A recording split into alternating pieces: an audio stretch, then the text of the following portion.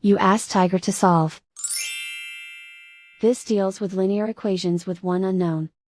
The final result is x equals 1. Let's solve it step by step. Group all x terms on the left side of the equation. Subtract 3x from both sides. Group like terms. Simplify the arithmetic. Group like terms. Simplify the arithmetic. Group all constants on the right side of the equation. Add 2 to both sides. Simplify the arithmetic.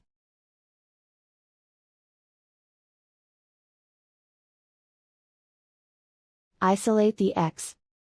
Divide both sides by -10. Cancel out the negatives. Simplify the fraction. Cancel out the negatives. Simplify the fraction.